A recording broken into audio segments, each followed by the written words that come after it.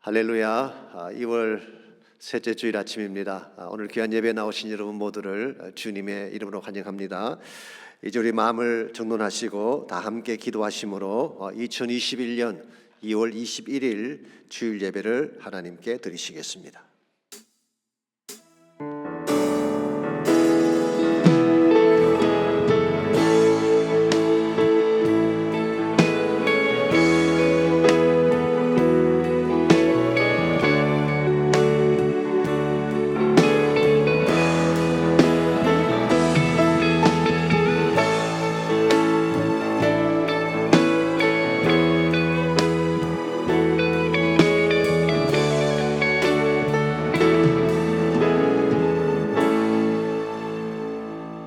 여호와께 감사하라. 그는 선하시며 그 인자하심이 영원하미로다.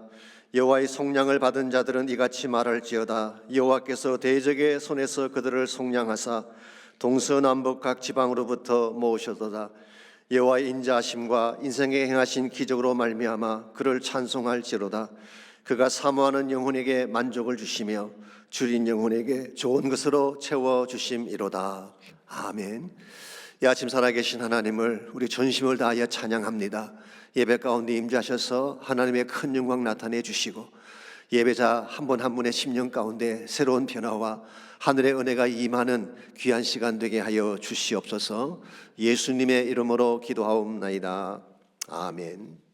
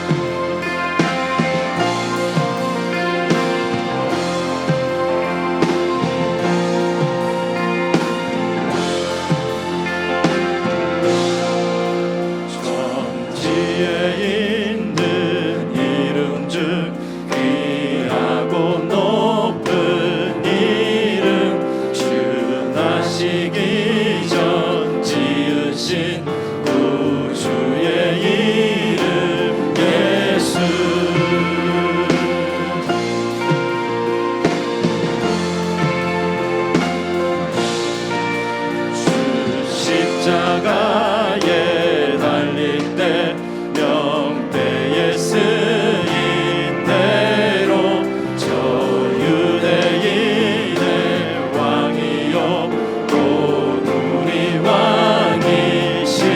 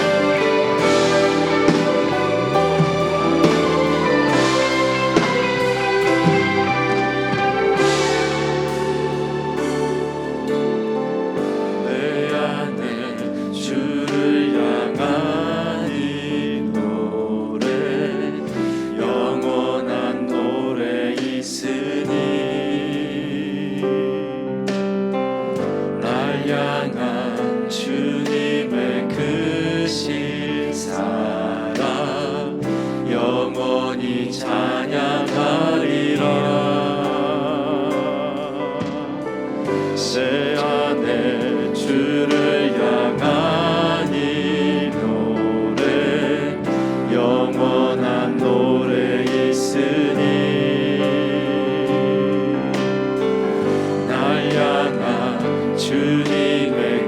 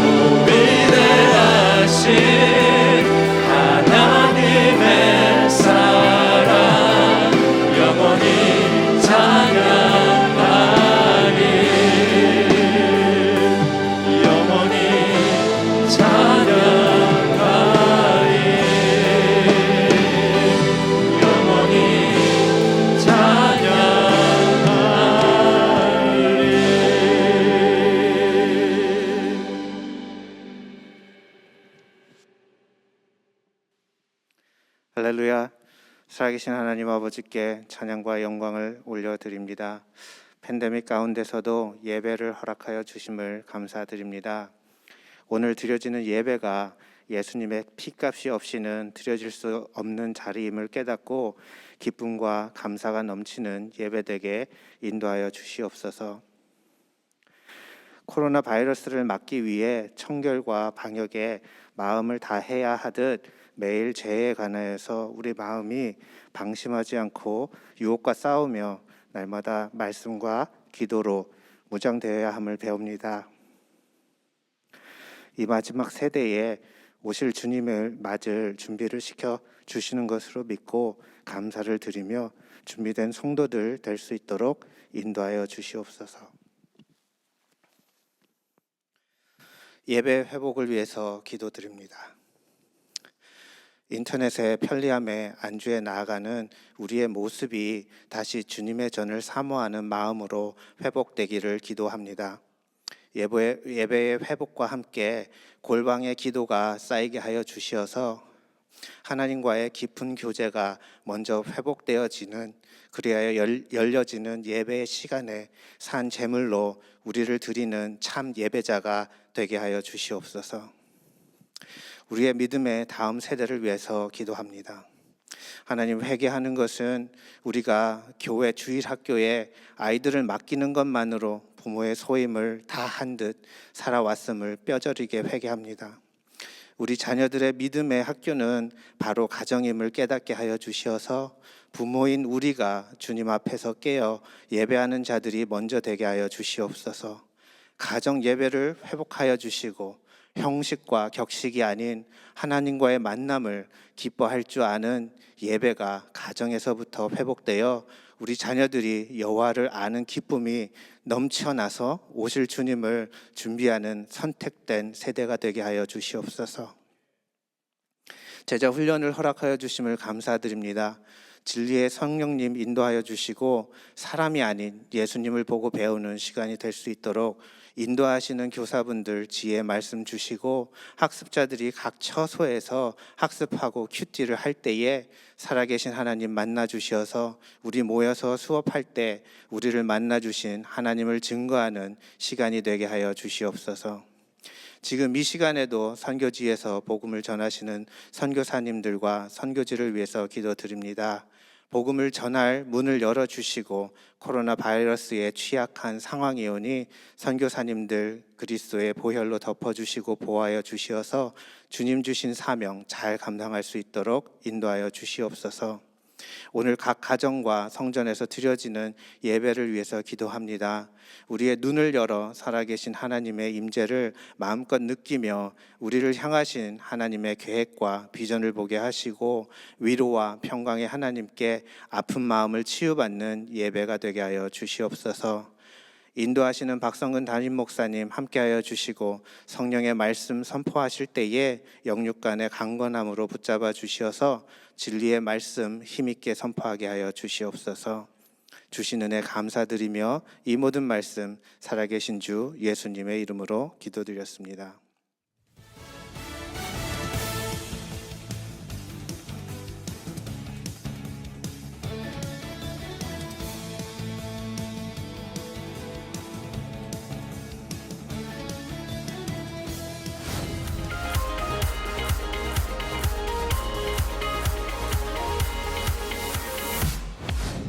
지난 주일부터 시작된 온라인 제자훈련에 많은 성도님들이 등록해 주셨습니다. 오늘부터 제자훈련은 각 반별로 정해진 시간에 따라 진행되고 매주 토요일 오후 6시에 줌으로 전체 모임을 갖습니다. 모든 제자훈련 참가자들은 반드시 전체 모임에 참석해 주시고 끝까지 완주할 수 있도록 많은 성도님들의 중보기도를 부탁드립니다.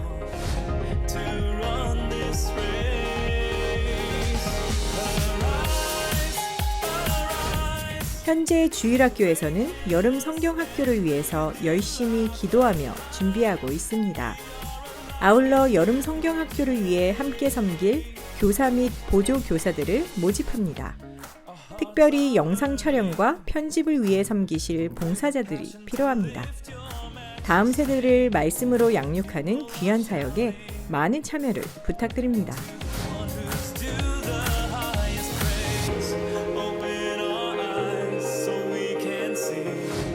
오늘 2부 예배 시간에 대통령 봉사상 시상식이 있습니다. 지난 1년 동안 한국어 교육 TA, 장애우 도우미, 챔버 활동 및 커뮤니티 청소로 수고한 엑스 멤버들에게 대통령 봉사상을 수여합니다. 성도님들의 아낌없는 축하와 격려를 부탁드립니다. 계속해서 하나님의 말씀에 따라 지역 사회를 위해 봉사하는 청소년들을 위해서 많은 기도로 응원해 주시기 바랍니다. 한글학교에서 애들이랑 같이 놀고 같이 웃으면서 사이좋게 지내는 시간들이 제일 기억납니다. 새로운 친구들도 만나고 좋은 경험을 할 수 있어서 너무 좋아요. I love to see the kids I teach develop as players, but also as people. It's a really nice way to spend extra time that you have, and you can get volunteer hours. 여러 봉사를 하고 많은 사람들과의 관계성도 형성해가며 제 자신이 한껏 성장한 것을 알 수 있습니다. 사람들을 도와주고 이렇게 보람을 느끼는 것 같아요. 남을 위하여 봉사하면서 헌신하는 마음을 가졌으면 좋겠습니다. 여러 친구들과 함께 스트레스를 받지 않고 재미있게 봉사를 할 수 있을 겁니다. 주님 안에서 행복한 한 주 보내시길 바랍니다. 오늘 귀한 예배 함께 하시는 모든 분들을 다시 한번 주님의 이름으로 환영합니다. 또 각 가정에서 여러 처소에서 온라인으로 예배하시는 모든 분들도 환영합니다. 어디서 예배하시든 성령 안에서 전심을 다해 예배 드리시기를 바랍니다. 광고에서 보신 것처럼 제자훈련 지난주에 시작했습니다. 많은 분들이 동참해 주셨고 또 은혜 가운데에 좋은 출발을 했습니다. 계속 기대해 주시기를 바랍니다. VBS가 아직 좀 남긴 했지만 저희들이 코로나 팬데믹 때문에 많은 어려움을 겪고 있기 때문에 좀 크리에이티브하게 준비할 필요가 있습니다. 그래서 일찍부터 우리가 영상도 만들고 또 프로그램 내용도 잘 제작을 해서 그렇게 섬기려고 생각하고 있습니다. 그래서 여러분 가운데 재능이 되시는 분들도 시간이 되시는 분들은 많이 참여해 주시고 도와주시면 좋겠습니다. 초등부에도 교사가 필요하다고 하니까 또 가능하신 분들은 함께 도와주시면 좋겠습니다. 저희 교회 타이러스 대통령 시상에 대한 광고가 나왔죠. 타이러스는 저희 교회 중고등부 학생들 그룹입니다. 지난 1년 동안 한국학교에서 TA도 하고 장애우도 섬기고 또 커뮤니티에 청소도 하고 체인부도 섬겼던 이와 같은 섬김에 대한 봉사의 상입니다. 여러분께서 우리 타이러스 아이들을 위해서 기도 계속 해주시고 또 도울 수 있는 일이 있으면 기꺼이 나셔서 함께 해주시면 좋겠습니다. 우리 그 외 나머지 광고들 잘 참조하셔서 도와주시기를 바랍니다. 이 시간 우리 하나님께 올려드릴 예물을 위해서 함께 기도합니다. 살아계신 하나님 감사합니다. 하나님께서 저희들의 보호자가 되시고 목자가 되셔서 한 주간의 삶의 터전을 지켜주시고 은총 가운데 인도해 주신 것을 감사합니다. 이 아침 우리의 마음과 정성을 담아 소중한 예물을 주님께 올립니다. 드려진 예물이 주의 목적과 영광에 쓰임 받도록 축복하시고 이 땅을 살아가는 모든 성도님들의 가정과 생업 터전을 주님이 지켜주셔서 힘든 때이지만 하나님 때문에 승리하고 또 아름다운 열매를 올리는 모든 주의 백성들 되게 하여 주옵소서. 예수님의 이름으로 기도하옵나이다. 아멘.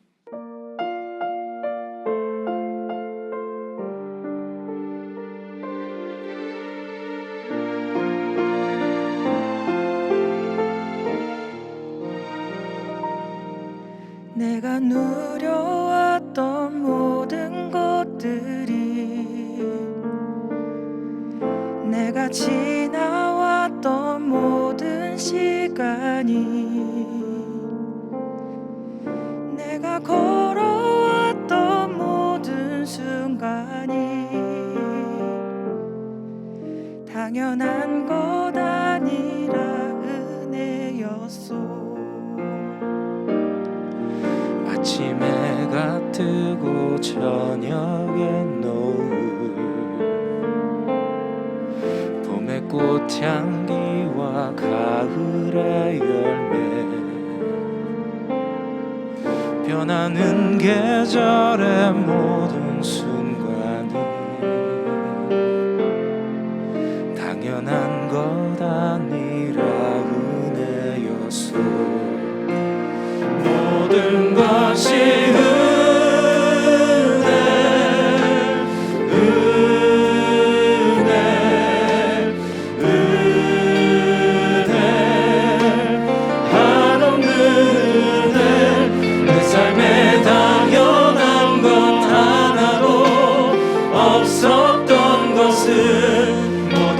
것이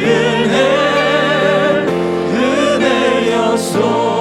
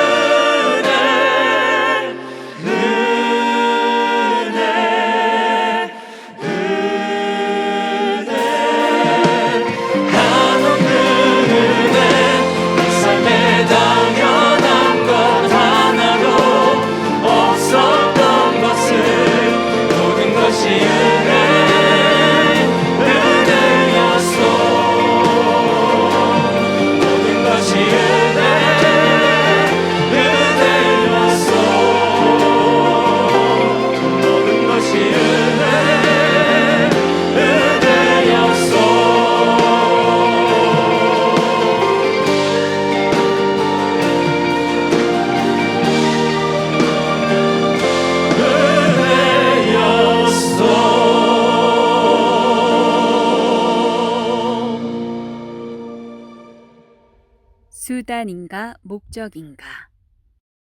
호세아 9장 1절로 10절까지 말씀입니다.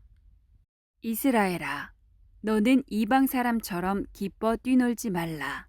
내가 음행하여 내 하나님을 떠나고 각 타작마당에서 음행의 값을 좋아하였느니라. 타작마당이나 술틀이 그들을 기르지 못할 것이며 새 포도주도 떨어질 것이요. 그들은 여호와의 땅에 거주하지 못하며 에브라임은 애굽으로 다시 가고 아수르에서 더러운 것을 먹을 것이니라. 그들은 여호와께 포도주를 부어드리지 못하며 여호와께서 기뻐하시는 바도 되지 못할 것이라. 그들의 재물은 애곡하는 자의 떡과 같아서 그것을 먹는 자는 더러워지나니 그들의 떡은 자기의 먹기에만 소용될 뿐이라. 여호와의 집에 드릴 것이 아님이니라. 너희는 명절날과 여호와의 절기의 날에 무엇을 하겠느냐? 보라, 그들이 멸망을 피하여 갈지라도 애굽은 그들을 모으고 놋은 그들을 장사하리니 그들의 은은 귀한 것이나 칠레가 덮을 것이요 그들의 장막 안에는 가시덩굴이 퍼지리라. 형벌의 날이 이르렀고 보응의 날이 온 것을 이스라엘이 알지라. 선지자가 어리석었고 신에 감동하는 자가 미쳤나니 이는 내 죄악이 많고 내 원한이 금이니라.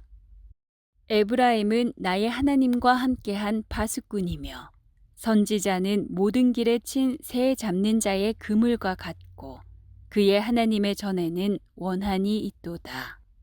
그들은 기브아의 시대와 같이 심히 부패한지라. 여호와께서 그 악을 기억하시고 그 죄를 벌하시리라.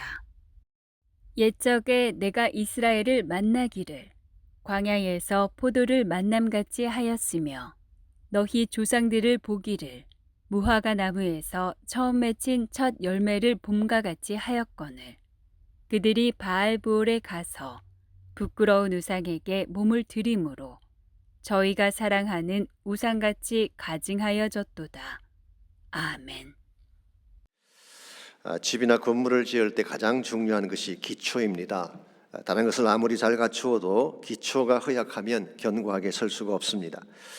그런데 기초의 소중함이라고 하는 것이 평소에는 잘 드러나지 않습니다. 일반적으로 이 파운데이션이라고 하는 것은 대개 건물의 밑바닥이나 땅속에 묻혀 있기 때문에 그렇습니다. 그러나 홍수가 온다든가 지진이 찾아오게 되면 그 차이점을 극명하게 볼 수가 있습니다. 아무리 겉모양이 화려해 보여도 기초가 허술한 집은 금방 무너지게 되는 것입니다. 그러나 견고한 기초 위에 세워진 집은 흔들리지 않습니다. 실제로 일본의 도쿄에 있는 제국 호텔이라고 있습니다. 임페리얼 호텔이라고 해서 1920년대 초반에 지어진 건물이죠. 그 호텔을 건축한 사람이 미국의 건축가인 프랭크 로이드 라이트라고 하는 사람인데요. 이분은 건물의 기초를 공사하는 데만 2년을 투자했습니다. 그리고 그 위에 건물을 올리는데 2년을 썼습니다. 누가 봐도 기초공사에 너무 많은 시간을 투자한 것처럼 보이지 않습니까?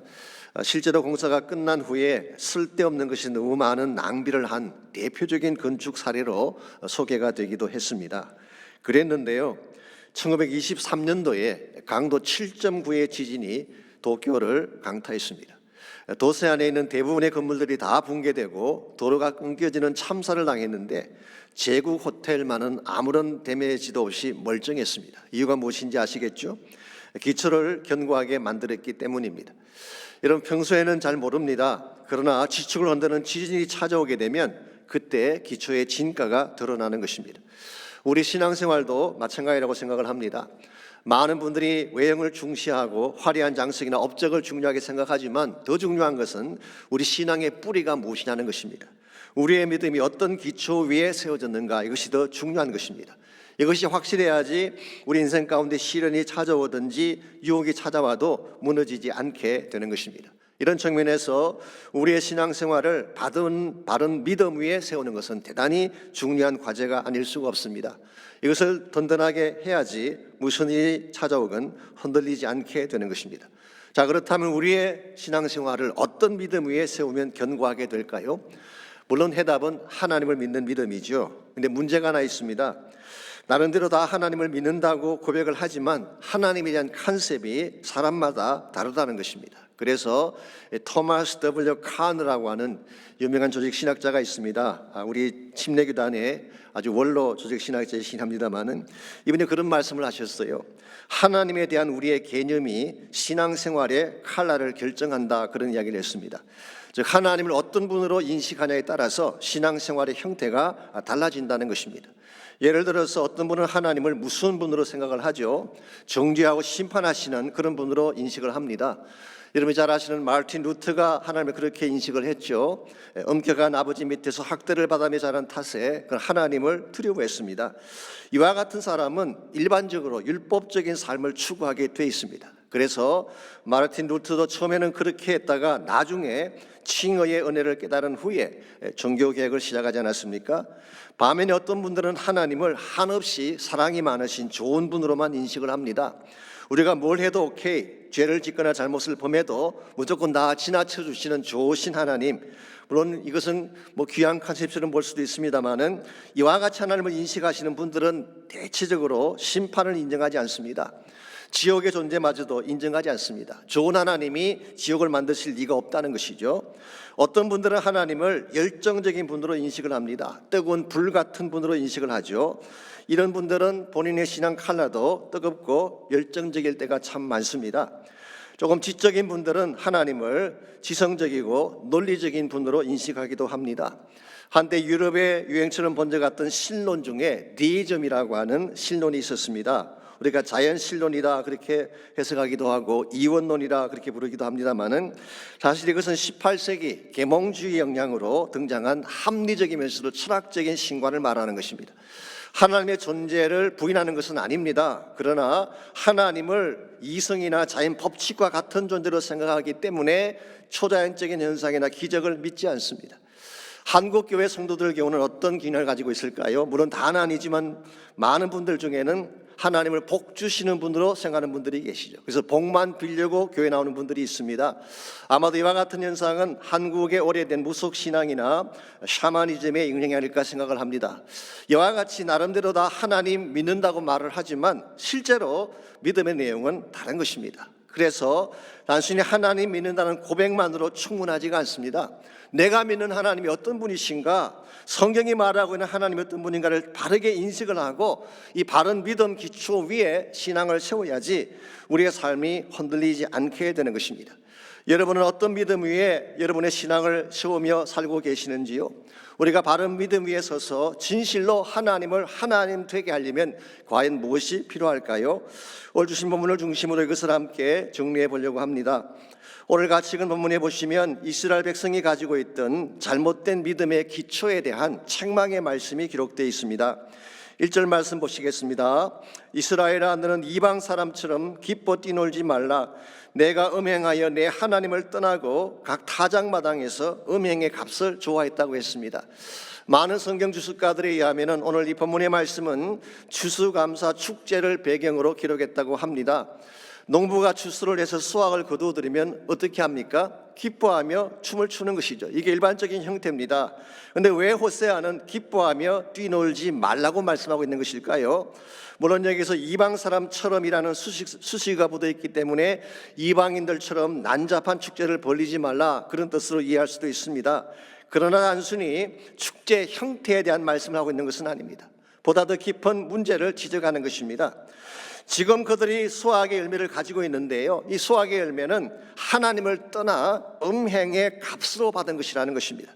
즉 하나님을 믿지 않고 이방신을 섬기는 대가로 얻은 추수의 수확이기 때문에 이것 때문에 기뻐하는 것은 문제가 있다, 그런 뜻이에요. 사실 여기서 한 가지 짚고 넘어가야 될 사안이 있는데요, 우리가 이스라엘이 하나님을 떠났다 그렇게 말씀을 드리니까 아예 하나님을 다 배제하고 우상만 섬긴 줄 알지만 실제는 그렇지 않습니다. 겉으로는 하나님을 믿는 자들이었어요. 그런데 하나님만 믿은 것이 아니라 우상도 동시에 섬긴 것입니다. 예를 들어서 열왕기상 18장 21절을 보시면 바알 숭배가 절정에 달했던 아합 왕 시절에 엘리야가 백성들에게 한 말씀이 나옵니다. 여러분 잘 아시는 갈멜산 전투에서 했던 말씀이죠. 너희가 어느 때까지 둘 사이에서 머뭇머뭇하려느냐? 여호와가 하나님이면 그를 따르고 바알이 하나님이면 그를 따를지니라, 그렇게 이야기했어요. 이게 무슨 말일까요? 그 당시 이스라엘 백성이 하나님도 섬기고 바알도 섬겼다는 뜻이에요. 그러니까 이제는 결정을 해야 된다, 그렇게 선포한 것입니다. 남쪽 왕국인 유다의 케이스도 유사합니다. 열왕기하 21장에 보시면요, 므낫세가 왕이 되었을 때 여호와의 성전 두 마당에 1월 성신을 위한 제단을 쌓았다고 했습니다. 이방 신상이죠. 심지어 아세라 목상을 성전 안에 세웠다고 했습니다. 여러분, 성전이 뭐 하는 곳입니까? 하나님을 예배하고 제사하는 곳 아닙니까? 근데 하나님께 제사를 드리면서 동시에 우상도 섬겼다는 거예요.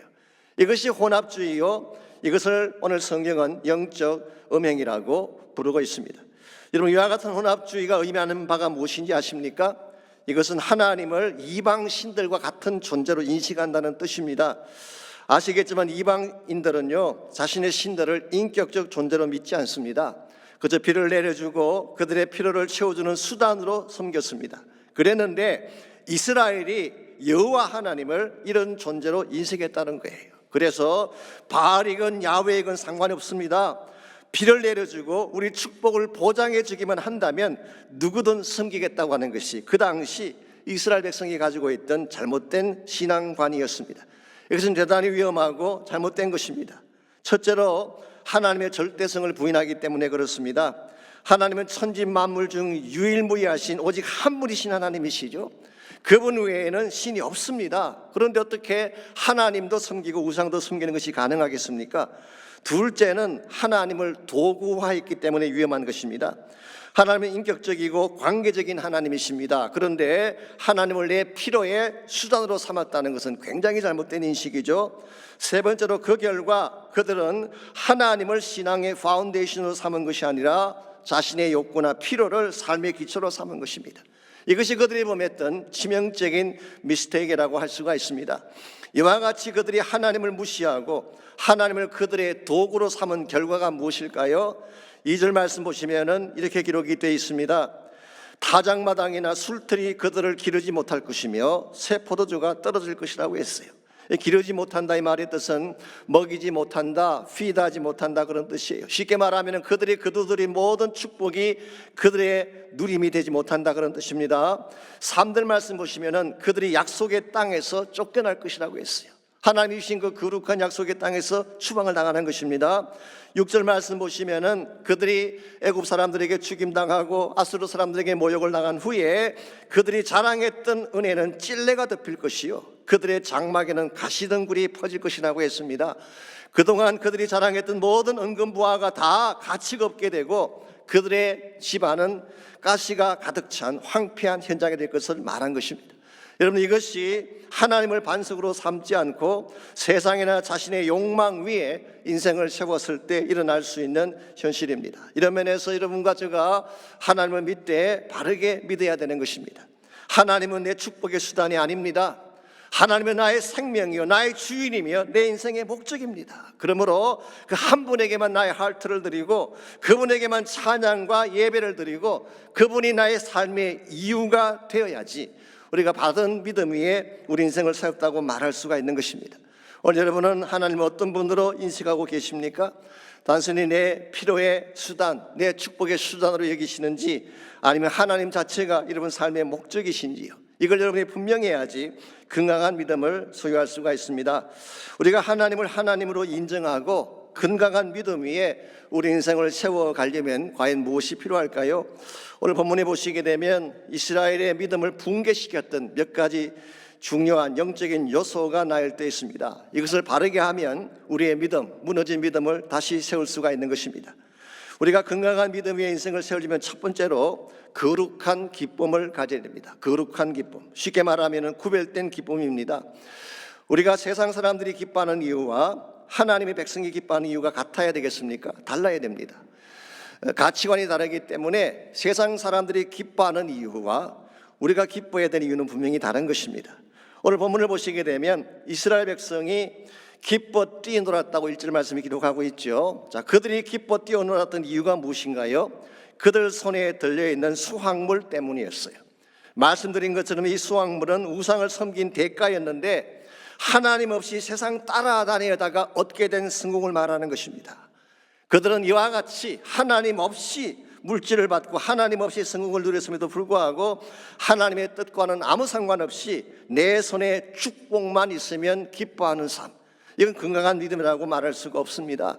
이와 같이 그들은 잘못된 것에 기쁨의 근거를 두었기 때문에 4절 말씀 보시게 되면 하나님은 그들이 얻은 수확물에 대해서 이렇게 말씀하고 계십니다.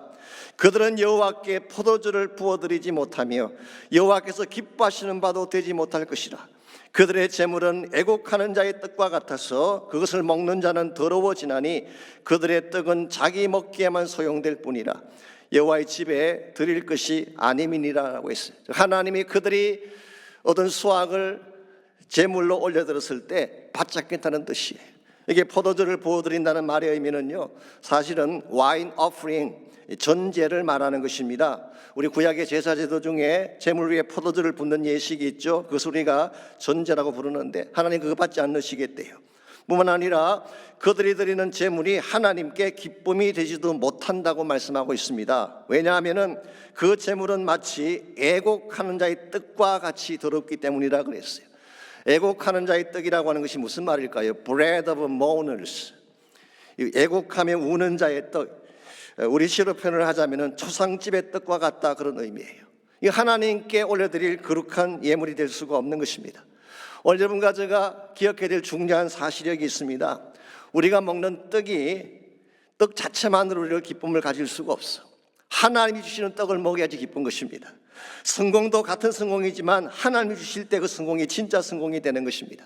그런데 오늘 많은 사람들이 떡만 먹으면 된다, 이 한 가지 사실을 가지고 양심도 버리고 진실도 버리고 수단 방법 가리지 않고 살아가는 경우를 보는데, 이것은 대단히 잘못된 액션이 아닐 수가 없습니다. 하나님 백성은 달라야 되는 것입니다. 내 손에 들린 물질이 아니라 하나님 자체를 기뻐할 수 있을 때, 그때 우리가 바른 믿음으로 하나님께 나갈 수가 있는 것입니다.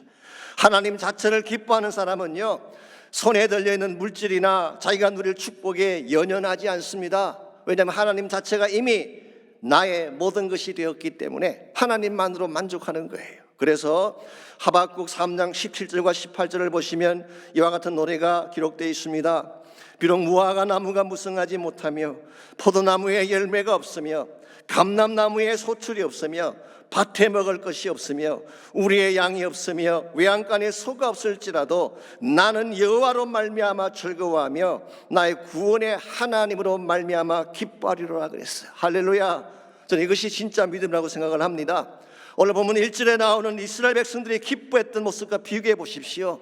그들은 바알을 섬긴 대가로 얻은 무화과 나무와 포도나무 열매를 보며 기뻐 뛰어놀았는데, 하박국은 뭐라고 말씀하고 있습니까? 무화과 나무 열매가 없을지라도 포도나무 열매가 없을지라도 없고 또 없을지라도 무엇을 인해 기뻐한다고 했나요? 여호와로 말미암아 즐거워하며 구원의 하나님 때문에 기뻐한다고 했습니다. 저는 이것이 진짜 믿음이라고 생각을 합니다. 여러분과 제가 이 믿음 위에 서서 하나님을 기뻐하게 되면요, 무슨 일을 당해도 흔들리지 않을 수가 있습니다. 하나님 자체가 기쁨의 이유가 된 사람은 조건이나 환경에 상관없이 기뻐하며 사는 거예요. 미국의 대표적인 목회자 중에 팀 켈러라는 분이 계시죠. 뉴욕 맨하탄에 있는 리디머 교회를 담임하셨던 분이기도 합니다. 제 생각에 아마 한국 크리스천들에게 가장 알려져 있는 베스트셀러 작가가 아닌가 생각을 합니다만은, 아시는 분은 아시겠지만 이분이 지난 7월 달에 췌장암 선고를 받았습니다. 그가 처음 암 선고를 진단받았을 때 의사가 이렇게 단도직입적으로 말을 했대요. 사실상 치료제가 없습니다. 1년 후까지 살아남을 확률이 20%밖에 안 된다고 이야기했어요. 우리가 이런 선고를 받으면 어떤 반응을 보일까요? 두려움, 충격, 슬픔, 분노, 그런 거 아니겠어요? 팀 켈러 목사님도 처음에는 마찬가지였다고 합니다. 특별히 혼자 남게 될 아내를 생각하면서 두려워하며 많이 울었다고 고백을 했습니다. 그랬는데요, 6개월 정도가 지난 주간에 제가 그분이 인터뷰한 기사를 보았더니 이분이 이런 말씀을 적고 있습니다. 나는 암 진단 이전으로 돌아가기를 원치 않습니다. 왜냐하면 나는 전과는 전혀 다른 방식으로 하나님을 누리고 있기 때문입니다. 특히 기도의 기쁨이 그 어느 때보다도 깊고 크다는 고백을 했어요. 자신에게 주어진 질병이라고 하는 상황에 상관없이 나에게 주어진 것이 좋은 것이든 나쁜 것이든 상관하지 아니하고 하나님 한 분 때문에 기뻐하겠다는 것입니다. 이게 사실 진정한 의미에서의 영성이죠. 이와 같이 하나님을 기뻐하는 사람은 어떠한 환경도 그를 무너뜨릴 수가 없고 어떠한 질병도 그를 낙심시킬 수가 없습니다. 왜냐하면 여호와를 기뻐하는 것이 우리의 힘이 되기 때문에. 느헤미야 8장 10절에 그 말씀이 나오지 않습니까? The joy of the Lord is our strength. 하나님을 기뻐하는 것이 우리의 힘이라고 했어요. 여러분이 하나님을 기뻐하고 찬양하게 되면 그것 자체가 능력이 될 줄 믿습니다. 실제로 팀 켈러가요, 지난 6개월 동안 14번의 키모를 받고, 물론 수많은 성도들이 중보기도를 한뜩되긴 하지만 말이죠, 지난 6개월 동안에 현저하게 significantly 그의 암세포가 줄어가고 건강이 회복되다는 이야기를 했습니다. 여러분과 제가 하나님을 기뻐하게 되면 능력이 나타나는 것입니다. 예배하며 찬양하면 암세포가 줄어들고 질병은 떠나가는 거예요. 이런 면에서 나에게 주어진 조건을 볼 것이 아니라 내 손에 무엇이 들려있나 이것을 볼 것이 아니라 내 마음속에 하나님이 계신가를 확인해야 돼요. 그분이 나의 기쁨이 되고 그분이 나의 전부가 된다면 무슨 문제가 생겨도 이겨낼 수가 있게 되고 승리하게 되는 것입니다. 이와 같이 우리가 참으로 견고한 믿음 위에 서서 바르게 하나님을 기쁘시게 하려면 하나님 자체를 기뻐하는 신앙이 필요합니다. 두 번째로 건강한 믿음 위에 인생을 세우려면 말씀의 수용이 필요합니다. 말씀을 받아들여야지 우리 믿음이 견고하게 서게 되는 것입니다. 이스라엘의 믿음을 붕괴시킨 첫 번째 요인이 잘못된 기쁨이었다고 이야기한다면, 두 번째 요인은 하나님 말씀을 우습게 여기고 무시한 것입니다. 7절 말씀 보시면 이렇게 기록이 되어 있습니다. 형벌의 날이 이르렀고 보응의 날이 온 것을 이스라엘이 알지라. 선지자가 어리석었고 신에 감동하는 자가 미쳤나니 이는 내 죄악이 많고 내 원한이 큼이니라 그랬어요. 여기에 선지자는 어리석고 신에 감동된 자가 미쳤다는 표현이 나오는데, 물론 이 말씀을 그 당시 선지자들이 실제로 어리석고 미쳤다 그렇게 해석하는 분도 계세요.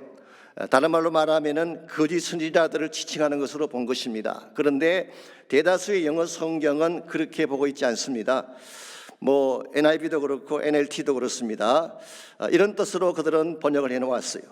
너의 죄악이 많고 하나님에 대한 적대감이 너무 컸기 때문에, 이게 원한이라고 한 것은 하나님에 대한 적대감, 하스틸티를 말하는 것입니다. 너의 죄악이 많고 하나님에 대한 적대감이 너무 컸기 때문에 너희가 말하기를, You say the prophets are crazy. 너희들이 말하기를 선지자는 어리석고 성령 감동받은 사람들은 미쳤다라고 번역을 했어요.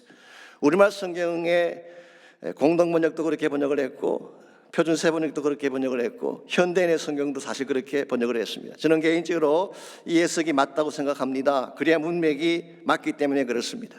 하나님이 선지자들을 통해서 수없이 하나님 말씀을 선포하셨어요. 그 중에 한 분이 호세아입니다. 그런데 이 하나님의 말씀, 선지자의 말씀을 그들은 어리석게 보고 미쳤다고 본 것입니다. 그래서 참고로 17절을 잠깐 보시게 되면 그들이 듣지 아니하므로 내 하나님이 그들을 버리셨다고 기록하고 있습니다. 이것은 대단히 잘못된 선택입니다. 하나님이 말씀하실 때는 받으라고 말씀하시는 거예요. 그 말씀을 받아야 살 수 있기 때문에 말씀하는 것인데, 이 말씀을 리젝트하고 무시하게 되면 여러분은 갈 길을 잃어버리게 되는 것입니다. 이것이 이스라엘 백성의 믿음을 무너뜨린 또 하나의 중요한 요인이 되었습니다. 이런 측면에서 여러분과 제가 하나님 말씀을 바로 듣고 말씀을 따라 사는 것은 굉장히 중요한 것입니다. 어떤 분들은 내가 노력하고 열심히 살면 잘 사는 것이지 말씀이 무슨 필요하냐 그렇게 말할지 모르지만요, 아닙니다. 아무리 노력해도 말씀의 길을 따르지 아니하면 결국은 패망하게 돼 있습니다. 근데 반대로 말씀에 집중해서 말씀 따라 살게 되면 하나님이 축복의 길을 열어주시는 거예요. 제가 작년에 가을학기 제자훈련을 시작할 때 첫 번째 모임에서 나누었던 이야기입니다만은, 제가 최경주 선수에 대한 이야기를 잠깐 나누었죠. 이분이 신앙이 참 좋은 분입니다.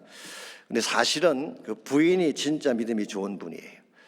제가 알기로 최경주 선수가 그동안 PGA에서 8번 우승을 했는데요, 그가 첫 번째 우승할 때 이런 일화가 있습니다. 이제 경기를 마치는 마지막 날을 둔 전날 밤입니다. 파이널을 앞둔 전날 밤인데, 그 부인 되시는 분이 성경 구절을 한 개를 써주면서 내일 시합에 나갈 때 이 말씀 외우고 나가라고 했어요. 그래서 최경주 선수가 밤새 그 말씀을 외우고 아침에 집을 나섰는데 첫 번째 티샷을 하고 나서 그만 잊어버린 것입니다. 그 다음부터 생각이 안 났어요. 그래서 시합 내내 이 공을 칠 생각보다는 외웠던 말씀을 기억해 내려고 애를 쓰면서 코스를 돌았대요. 그 말씀이 뭐였더라, 이 말씀을 기억해 내려고 거기에 집중한 것입니다. 여러분, 우승하는 선수들이요, 우승에 집착하면 절대 우승 못합니다. 오히려 우승에 집착하지 않고 말씀에 집중을 했더니요, 그 우승해야 되겠다는 중압감을 벗어나게 되고, 그러다 보니까 볼을 아주 부드럽게 칠 수 있게 되고 실수도 하지 않게 되고 스코어가 더 좋게 나왔어요. 그러다가 15번 홀을 치고 돌아서는 순간 그 말씀이 생각났대요. 그래서 그 이후부터 스윙이 더욱 견고하게 되어져서 마지막 홀에서는 그 성경 구절을 암송하면서 우승컵을 안았다고 하는 일화가 있습니다. 여러분, 말씀에 집중하면 손해볼 것 같지만 그렇지 않습니다. 말씀에 집중하면 하나님께 집중할 수 있게 돼요. 하나님께 집중하면 그때 하나님이 축복과 성공의 길을 열어주시는 것입니다. 이런 의미에서 매주마다 선포되는 하나님 말씀, 아침마다 큐티를 하면서 들었던 하나님의 말씀, 이번 제자훈련 과정을 통해서 받게 된 그 말씀을 함부로 다루지 마십시오. 존중하시기를 바랍니다. 마치 소중한 손님처럼 마음에 모시고 그 말씀을 품고 살아가시기를 바랍니다. 그렇게 할 때에 무슨 일을 당해도 흔들리지 않게 되고 바른 길을 향해 살아갈 수가 있게 되는 것입니다. 이와 같이 여러분과 제가 건강한 믿음 위에 우리 인생을 세우려면 1차적으로는 하나님 자체를 기뻐할 수 있어야 돼요. 내 모든 기쁨의 이유가 하나님이 될 때, 기복 신앙을 넘어서게 되고 건강한 신앙으로 나아갈 수가 있는 것입니다. 두 번째는 하나님 말씀을 존중하고 그 말씀을 따라야 됩니다. 그때 그 말씀이 나를 살게 하고 바른 길로 나아가게 도와주는 것입니다.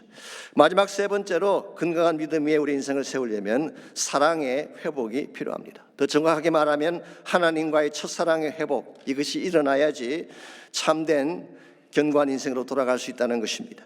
성경 말씀에 의하면 하나님이 이스라엘을 참 사랑하셨어요. 그랬는데 그들은 하나님의 사랑을 저버리고 딴 길로 갔습니다. 이게 이스라엘 백성의 믿음을 무너뜨리는 세 번째 요인이 된 것입니다. 10절 말씀 보겠습니다. 하나님께서 애초에 이스라엘 백성에게 가졌던 생각이 어떤 생각이었는지가 10절에 나와 있습니다. 옛적에 내가 이스라엘을 만나기를 광야에서 포도를 만남같이 하였으며 너희 조상들을 보기를 무화과 나무에서 처음 맺힌 첫 열매를 봄같이 하였거늘 그들이 바알보올에 가서 부끄러운 우상에게 몸을 들이므로 저희가 사랑하는 우상같이 가정하여 졌도다 그랬어요. 여기에 옛적이라는 표현이 나오는데 이게 얼마나 오래전을 말하는 것일까요? 오늘 본문에 너희 조상이라는 단어가 나오는 것을 보면 maybe 히브리 민족의 조상인 아브라함이나 이삭이나 야곱을 의미할 수도 있습니다. 그러나 전체 문맥상 그렇게 보기보다는 이스라엘이 출애굽한 이후에 네이션이 되었을 때, 하나의 국가가 되었을 때에 그때를 지칭하는 것이라 보는 것이 더 자연스러운 해석입니다. 하나님이 이스라엘을 처음 만났을 때, 그들을 처음 하나님 백성으로 선택했을 때에 하나님은 그들을 어떤 존재로 보았다는 것입니까? 마치 광야에서 포도를 만난 것 같았다. 이 grapes in the desert, 이 광야라고 얘기했지만 사실 사막입니다. 이 척박하고 마른 사막 가운데 싱싱한 포도를 만난다는 것, 이게 어떤 기쁨일까요? 신선함과 순결함의 기쁨 아니겠습니까? 이 생명의 기쁨을 말하는 것입니다. 뿐만 아니라 무화과 나무의 첫 열매를 보는 것과 같았다. 일반적으로 유대인의 컨셉에서 첫 열매라는 단어는 최상급을 이야기하는 것입니다. 가장 좋은 열매. 하나님은 이스라엘을 그렇게 보았어요. 가장 아름답고 가장 정결하고 가장 존귀한 존재로 그들을 인정하고 그들을 보았는데 이스라엘은 어떻게 했다는 것입니까? 바알보올에 가서 부끄러운 우상에게 몸을 들였다고 했습니다. 이 바알보올이라고 하는 것은 문자적으로는 부올에서 섬기는 바알이란 뜻이에요. 이것은 모압 사람들이 섬기던 우상신을 말하는 것이죠. 그런데 신명기 25장에 보게 되면 이 발람의 미혹에 이스라엘 백성들이 넘어가서 모압 여인과 음행을 하고 그 결과 이스라엘 백성 24,000명이 죽임을 당한 사건이 있습니다. 이 사건이 바로 바알보올의 사건이죠. 그런데 호세아는 이 동일한 일이 지금 이스라엘 가운데 일어나고 있다라고 지적을 한 것입니다. 저는 여기에 하나님의 아픔이 있다고 생각을 합니다. 사랑했는데 그들이 이것을 저버린 거예요. 거룩한 백성으로 선택을 했는데 그들은 창기처럼 이방신을 섬기며 떠나간 것입니다. 이와 같이 하나님을 버리고 떠나갔던 하나님과 깨어진 첫사랑의 관계를 회복하지 아니하면 진정한 의미에서 회복이 일어날 수가 없고 견고한 인생을 살 수가 없는 것입니다. 사랑의 관계가 깨어지면 모든 게 다 깨어지잖아요. 이런 의미에서 저는 그렇게 생각합니다. 참된 믿음이 뭐냐? 하나님 사랑하는 믿음이 참된 믿음이에요. 세상의 어떤 영화나 축복보다도 하나님을 더 사랑할 때 우리 인생이 바로 세워지게 되고 우리 삶 자체가 하나님께 영광이 되는 것입니다. 오늘 여러분과 제 삶은 어떤지 모르겠습니다. 여러분은 하나님을 처음 만났던 첫사랑의 기억을 지금도 마음에 품고 사시는지요? 우리 모두에게 첫사랑의 기억이 있습니다. 처음 예수님 만나고 죄사함 받고 가슴을 치며 밤새 울었던 첫사랑의 기억이 있죠. 저에게도 있고 여러분에게도 있는 줄 믿습니다. 그런데 이 첫사랑을 자꾸 잊어버릴 때가 있어요. 이 첫사랑을 버리고 세상이 좋아서 세상으로 나아갈 때가 있는 것입니다. 이것을 우리가 돌이켜야지 건강한 믿음으로 하나님을 섬길 수 있게 되는 것입니다. 제가 오래전에 안식년 기간 동안에 세들백 교회에 가서 주일 예배를 드렸던 적이 있습니다. 그때 르고아렌 목사님이 사랑에 대해 설교를 하시면서 사랑에 빠지게 되면 일어날 세 가지 현상을 소개해 주었어요. 제가 BSBC 라이브 할 때도 자주 소개해 드리는 내용입니다. 첫째가 curiosity, 호기심을 갖게 된다. 상대방에 대해서 무엇이건 알고 싶어 하는 것, 뭘 좋아하는지, 어떤 음식을 잘 먹는지, 보는 책은 뭔지, 이 호기심을 갖게 되는 것, 이게 사랑의 전거예요. 두 번째는 heavy investment, 무엇을 들여도 아깝지 않다는 것입니다. 가장 귀한 것, 가장 값진 것 드리고 싶어 하는 것. 그래서 별을 따다가 그대 두 손에 가득 들이를 노래하는 스테이지가 바로 사랑하면 일어날 수 있는 것. 세 번째로 elusive feeling이라고 했습니다. 이것은 형언할 수 없는 감정을 말하는 것이죠. 뭐라 표현할 수 없는, 그러나 당신을 보기만 하면 가슴이 뛰고 가슴이 설레게 되는 현상. 들어가도 그대 생각, 나가도 그대 생각, 그 사람으로 가득 찬 상태가 되는 것. 이것을 그분은 사랑이라고 표현을 했습니다. 오늘 하나님과 우리의 사랑이 과연 이러한가요? 우리 한번 점검할 필요가 있습니다. 하나님에 대해서 알고 싶은 것이 많으세요? 하나님 뭘 좋아하는지, 어디에 관심이 있는지를 알고 싶어서 성경도 읽고 기도도 하고 묵상도 하십니까? 아니면 그저 무관심하게 스페어 타이어처럼 하나님이 필요할 때만 끄집어내 쓰는 이런 신앙생활 살 때가 많지 않습니까? 또는 하나님께 무엇을 드려도 아깝지 않나요?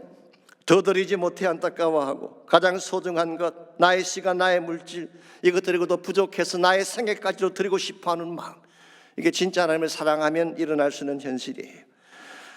무엇보다도 그분만 생각하면 가슴이 뛰고 예배만 드리면 가슴이 설레고 감격의 눈물을 흘리고 계신가요? 들어가도 하나님 생각, 나가도 하나님 생각, 나의 전체가 하나님으로 가득 찬 상태가 되는 것, 이와 같은 마음의 상태가 된다면 여러분은 진짜 하나님을 사랑하는 것이고, 이와 같은 마음 속에는 죄악이 들어올 수가 없습니다. 유혹이 들어올 수가 없습니다. 그러므로 여러분과 제가 정말 견고한 삶을 살기를 원하고 믿음 가운데 바로 서서 살기를 원한다면 하나님과 사랑의 관계를 회복해야 돼요. 그리고 날마다 더 깊어져가는 사랑, 하나님과 더 깊이 교제하는 시간들을 많이 가져야지 여러분 삶이 견고하게 세워지게 되는 것입니다. 이런 면에서 전 여러분 한 분 한 분이 다시 하나님의 보좌를 회복하시기를 바랍니다. 예배를 회복하고 찬양의 현장을 회복하시기를 바랍니다. 성령의 임재 가운데 기름 부음의 축복을 받으시고 정말 하나님 외에는 나의 자랑이 없다는 고백을 하시기를 바랍니다. 여러분의 삶은 무엇 위에 세워져 있습니까? 혹시 세상의 성공이나 물질적 축복 위에 세워져 있지 않나요? 명성이나 권력 위에 인생의 집을 짓고 있지 않습니까? 그러나 여러분 기억하십시오. 그것은 반석이 아닙니다. 화려해 보이지만 지치게 흔들리고 폭우가 찾아오면 다 무너질 모래탑에 불과한 것입니다. 우리의 반석은 오직 한 분, 예수 그리스도밖에 없습니다. 그분만이 우리의 소망이, 우리의 능력이 되시기 때문에 그분만이 환난 날에 우리를 건져내시고 우리를 사랑으로 안아주실 유일한 분이십니다. 19세기 영국의 찬송가 작가 중에 에드워드 모트라고 하는 분이 계셨어요. 이분은 페니 크로스비나 아유라 생케 같이 유명한 찬송 작가가 아닙니다. 어릴 때부터 교회를 다니지 않았어요. 경건한 부모 밑에서 자라지도 못했습니다. 기록을 보니까 아버지는 술집을 냈어요. 그리고 본인은 어릴 때부터 캐비넷을 제작하는 일을 배워서 캐비넷 제작공으로 일을 하던 사람입니다. 그랬는데 18세 되던 해에 터트넘이라고 있죠. 우리 손흥민 선수가 뛰고 있는 거기에 한 집회에 참석을 했다가 예수님을 만나게 됐어요. 그는 그 후에도 계속 캐비넷 제작 사업을 했습니다마는 만 55세 때에 하나님 부르심 받고 침례교 목사가 됐습니다. 하루는 주일 오후 시간인데 어느 한 가정을 신방하게 됩니다. 가보았더니 한 자매님이 힘든 질병 가운데 신음하고 있었어요. 두려움과 공포 속에서 무엇을 붙잡아야 될지를 몰라 고통하고 있을 때 에드워드 모트 목사님이 그 자매에게 들려준 메시지가 이것입니다. 우리의 소망은 예수님밖에 없습니다. 그분 위에 소망의 닻을 내리십시오. 그리스도의 반석 위에 서시면 그분이 당신을 건지십니다. On Christ the solid rock I stand. 예수님만이 우리가 설 수 있는 유일한 반석입니다. All other ground is sinking sand. 그 외 나머지 모든 것은 무너지는 모래와 같습니다. 여기서 우리가 즐겨 부르는 찬송가 488장이 된 것입니다. 주 나의 반석이시니 그 위에 내가 서리라. 그 위에 내가 서리라. 사랑하는 성도 여러분, 세상에 믿던 모든 것은 끊어질 날이 반드시 옵니다. 우리의 성공도 우리가 가진 재물도 영원하지 않습니다. 우리의 젊음 영원하지 않습니다. 우리의 자랑 영원하지 않습니다. 심지어 우리가 사랑했던 사람들마저도 영원히 우리 곁에 머물지 않습니다. 모든 것은 다 떠나가는 것입니다.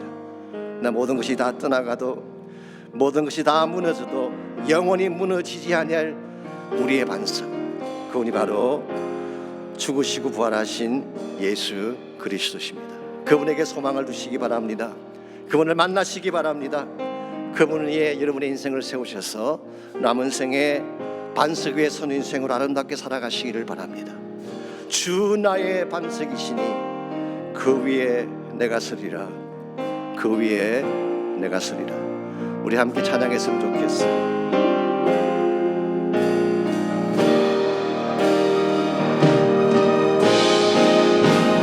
굳건한 반석이시니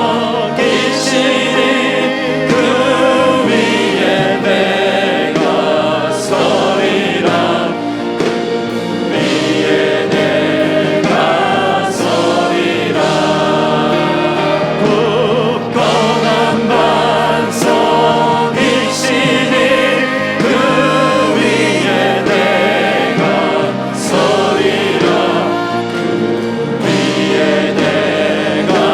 서리라. 예수 안에 소망 있네. 내 빛과 힘 나의 노래. 환난 중에 도우시는 주 나의 견고한 반석. 그 신사랑 그 신평화 두려움에서 날 건지네. 내 위로자 내 모든 것 주 사랑 안에 서리라. 주 예수의 능력으로 내 속에 두려움 없네. 나의 삶을 모든 순간 주께서 다스리시네. 어느 것도 주 손에서 날 빼앗지 못하리라. 주 오실 날 기다리며 주 능력 안에 서리라. 굳건한 반석이시니 그 위에 내가 서리라. 그 위에 내가 서리라. 굳건한 반석이시니 그 위에 내가 서리라. 그 위에 내가 서리라. 바라던 천국 올라가 하나님 앞에 배울 때 주의 은을 힘입어 어여심하고 서리라. 굳건한 반석이시니 그 위에 내가 서리라. 그 위에 내가 서리라. 굳건한 반석이시니 그 위에 내가 서리라. 그 위에 내가 서리라. 아멘. 하나님 감사합니다.